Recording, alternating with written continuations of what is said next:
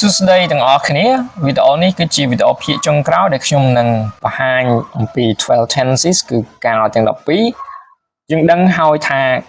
កាលវាមានផ្នែកពីរសំខាន់គឺ time ហើយនិង aspect time ហ្នឹងវាមាន3វាមាន past present future aspect ហ្នឹងវាមាន4វាមាន simple progressive perfect progressive ហើយវីដេអូមុនខ្ញុំបានបង្ហាញត្រួសអំពីកាលក្នុង aspect មួយគឺវាមាន simple មាន progressive មាន perfect ណា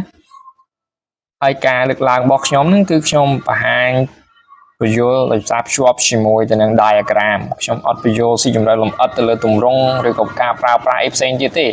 ខ្ញុំគ្រាន់តែបង្ហាញដល់អ្នកគ្នាឲ្យយល់ពីសញ្ញាទូត្រូវត្រួសសិនអំពីកាលមួយថាអាហ្នឹងមិនបានគេហៅ simple present អាហ្នឹងមិនបានគេហៅ present progressive អាមិនបានគេហៅ present perfect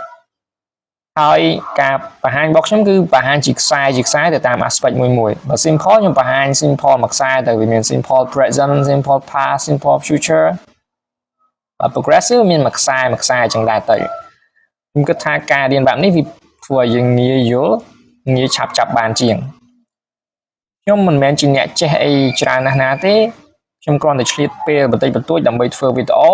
ខ្ញុំគ្រាន់តែចង់ជួយនិងចែករំលែកទៅដល់សិស្សទី12សម្រាប់ត្រៀមប្រឡង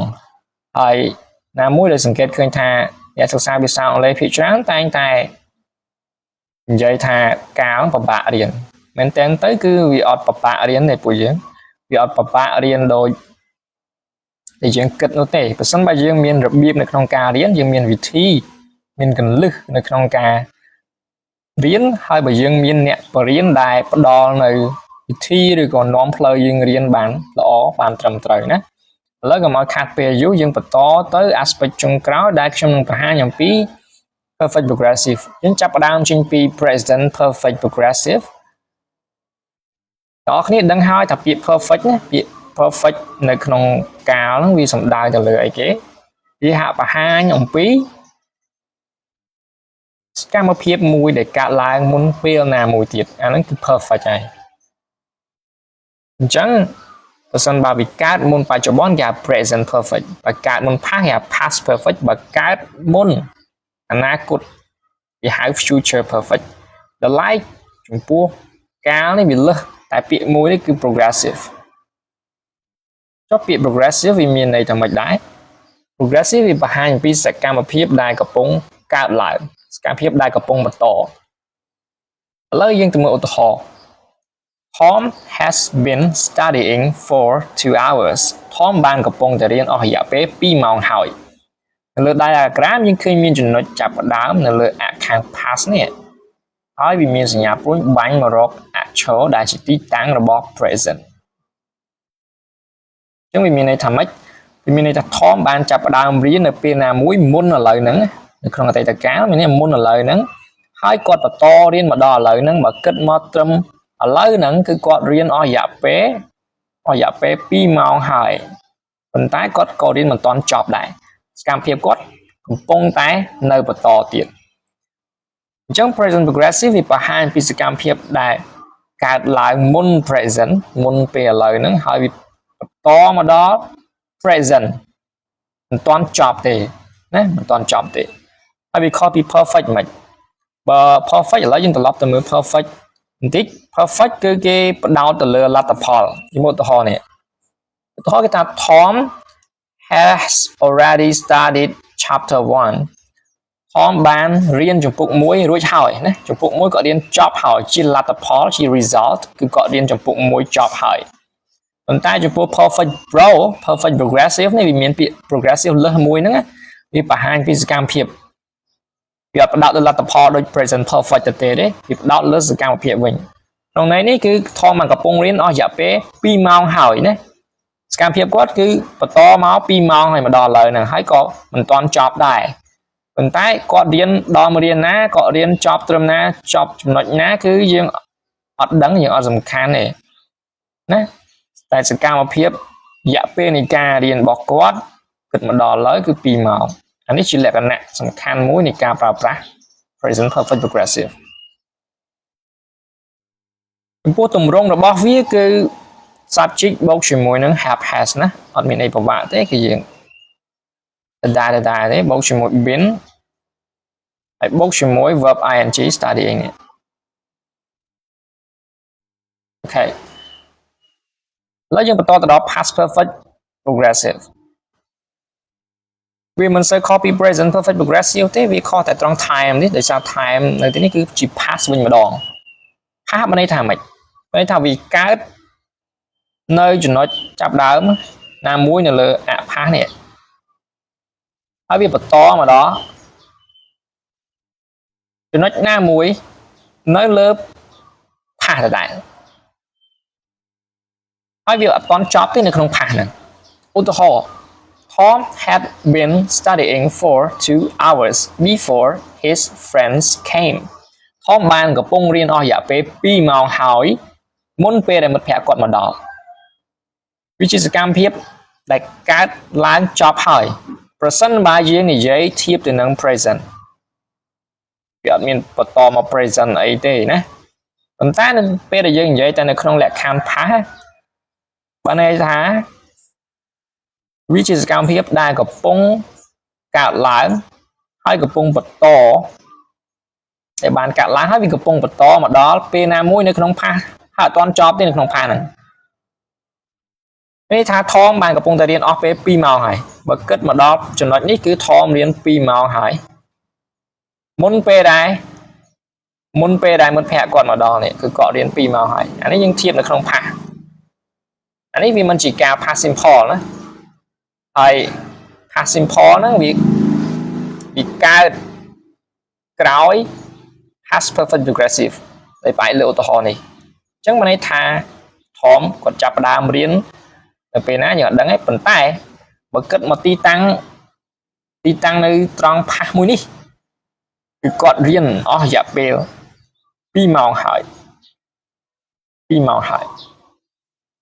មុនពេលដែលមិត្តភ័ក្តិគាត់មកដល់កន្លែងហ្នឹងគឺជាកន្លែងដែលមិត្តភ័ក្តិគាត់មកដល់ហើយមកដល់កន្លែងហ្នឹងគឺ Tom គិតទៅគាត់រៀនអស់2ម៉ោងហើយសកម្មភាពដែលគាត់រៀនហ្នឹងគឺកំពុងបន្តទៀតអត់ទាន់ចប់ទេនៅក្នុង past ហ្នឹងអូខេទម្រង់របស់វាគឺ subject បូកជាមួយនឹង had been បូកជាមួយនឹង verb ing នេះគឺជា past perfect progressive បង្ហាញពីសកម្មភាពដែលបានកើតឡើងមុនពេលណាមួយនៅក្នុង past នៅក្នុងអតីតកាលហើយបានបន្តមកដល់ពេលណាមួយទៀតនៅក្នុង past ហ្នឹងឥឡូវយើងទៅមើល future perfect progressive ពេលយើងយល់តែប៉ុណ្្នឹងវាអត់ពិបាកទេវាខុសត្រង់ time ទេណាដូចខ្ញុំនិយាយមុនមិញអញ្ចឹងអាមួយ present អាមួយ past អាមួយ future គឺយើងនិយាយអំពីសកម្មភាពដែលកើតឡើងមុនពេលណាមួយនៅក្នុង future ហ្នឹងឯងណាហើយវាបន្តមកដល់ពេលណាមួយនៅ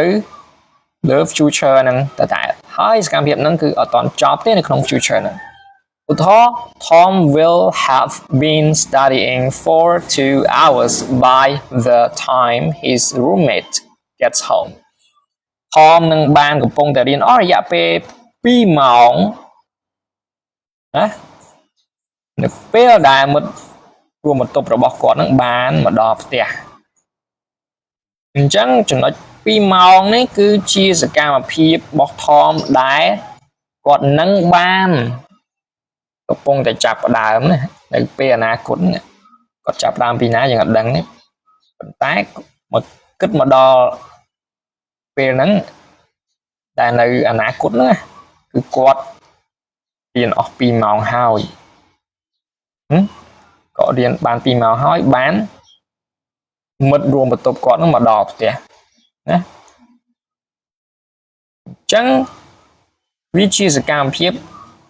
ដែលគេព្យាករណ៍ដែលគេលើកឡើងទុកមុនថាវានឹងកើតនៅថ្ងៃអនាគតថាធំនឹងរៀនអស់2ម៉ោងនឹងរៀនបាន2ម៉ោងនៅពេលដែលមិត្តរួមបន្ទប់គាត់មកដល់ហើយគាត់ có điểm toàn trọng đại về để mất cọt mà đòn nữa này còn nâng to điên tiết nơi future này nơi về future này nông đã bao viết cứ subject một chuyện môi năng will have biến một chuyện môi năng verb ing ok srop mà wing aspect perfect progressive vì bà hai ông pi sẽ ca một phim để cắt lại muốn về ngà mũi hỏi vì bật to mà đóពេលនោះណាបន្តមកដល់ពេលនោះដល់ទៅលើសកម្មភាពដែលបានកំពុងបន្តសម្រាប់វាបន្តមកដល់បច្ចុប្បន្នគេហៅថា present perfect progressive ប្រសិនបើវាបន្តមកដល់ past នេះគេហៅថា past perfect progressive សិនបើវានឹងបន្តទៅអនាគត